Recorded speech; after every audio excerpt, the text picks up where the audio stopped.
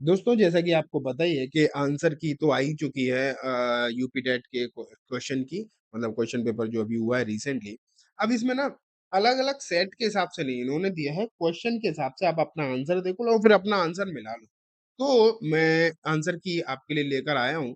यहाँ पर मैं जल्दी जल्दी दिखाऊंगा आपको कि कौन से क्वेश्चन का आंसर क्या है आप जो है मिला सकते हो।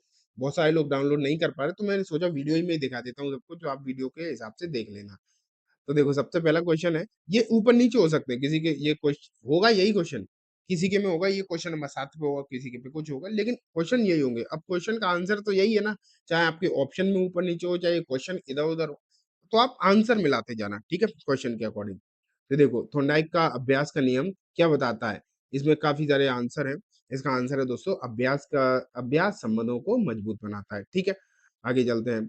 रचनावादी शिक्षण में निम्नलिखित में से किस पर जोर दिया जाता है? शिक्षार्थी की गतिविधि पर, ठीक है? एक विद्यार्थी बार-बार अभ्यास करने के बाद अपनी लिखावट में सुधार करता है। क्लियर मालूम पड़ रहा है अभ्यास करने से मतलब हैंडराइटिंग सुधर ही जाती है।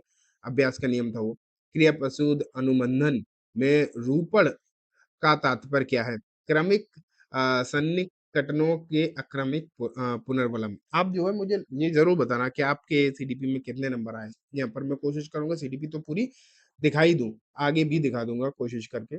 शिक्षण को सर्वोत्तम रूप से किस प्रकार परिभाषित किया जाता है? अधिगम को सुगम बनाना, ठीक है?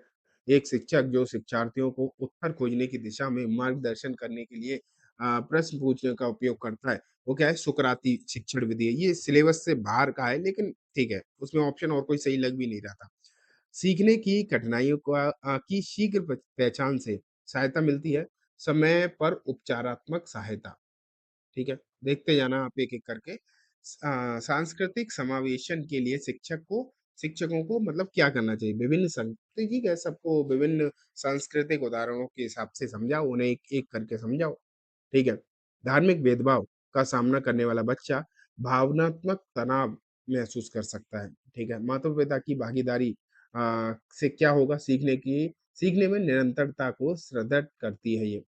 और ये देखो हाशिए पर स्थित जनजाति वो है, ये वाला क्वेश्चन जो है इसका आत्मसम्मान, संवर्धन और सुरक्षित, ठीक है? ये हुआ इसका ऑप्शन। कक्षा में भावनात्मक बच्चों की सहायता करती है, आत्मविश्वास के साथ भाग लेने। इससे अब आपको ये फ़र्क नहीं है कि आपको क्या लग रहा है, क्या नहीं लग रहा है। इन्होंने अपनी ऑफ़िशियल आंसर की दे दी है। अगर आपको लग रहा है कि गलत है, वैसे तो सीडीपी मैंने चेक कर लिया है, कोई भी क्वेश्चन गलत इन्होंने नहीं मार्क करा है, सीडीपी में सब कुछ सही है। लेकिन अगर आपको लग रहा है तो आप जो है ऑब्जेक्शन कर सकते हो। देखो, जब बच्चे किसी काम को करने की योजना बनाते हैं, तो अधिगम रणनीतियों का होता है इसका आंसर।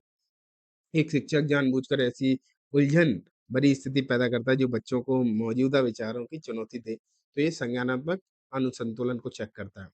देखो संतुलित बाल विकास के ध्यान देने की आवश्यकता है।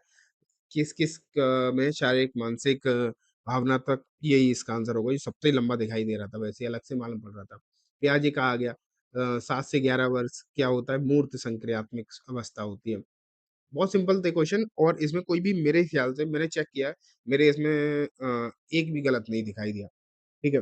बाल विकास को मनुष्य में जन्म और जीवन की किस अवस्था के बीच होने वाली जैविक, मनोविज्ञान और भावनात्मक इसका आंसर है दोस्तों किशोरावस्था के अंत तक इसमें पढ़ा जाता है।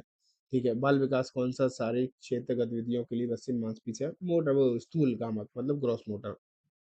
परामर्श मार्गदर्शन में क्या फ़र्क है? ये देखो, ये इसका आंसर ए है। परामर्श और आमतौर पर व्यक्ति केंद्रित होता है, मार्गदर्शन सामूहिक ग्रुप में दिया जाता है।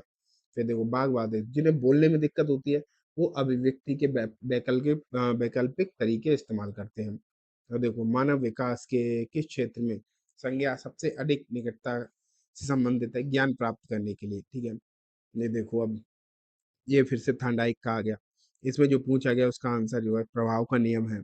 फिर देखो थांडाइक के प्रयास वही ट्रायल एंड एरर वाला है उद्दीपन एसआर थ्योरी ना उद्दीपक और अनुक्रिया ठीक है गेस्टोल्टवाद कहा गया इसमें जो पूछा गया उसका आंसर संपूर्ण है ठीक फिर देखो पियाजे का फिर से आ गया इसका है वस्तुओं को तार्किक क्रम में व्यवस्थित करना फिर ये देखो इसका आंसर है अधिसंज्ञानात्मक रणनीतियां आप चाहो तो वीडियो को पॉज भी कर सकते हो अपने क्वेश्चन मिलाने के लिए क्योंकि ऊपर नीचे रहे होंगे ना ठीक है अब देखो इसमें इसका आंसर है 27वें का अन्वेषण विधि।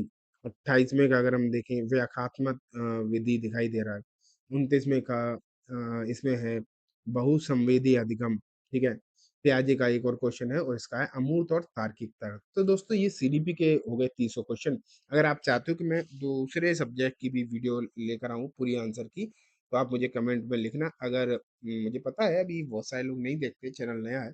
अगर 2-4 कमेंट भी आए, ज़्यादा नहीं 2-3 कमेंट भी आए, तो भी मैं दूसरी वीडियो आज ही अपलोड कर दूँगा, ठीक है? वीडियो को लाइक करना, चैनल को सब्सक्राइब करना।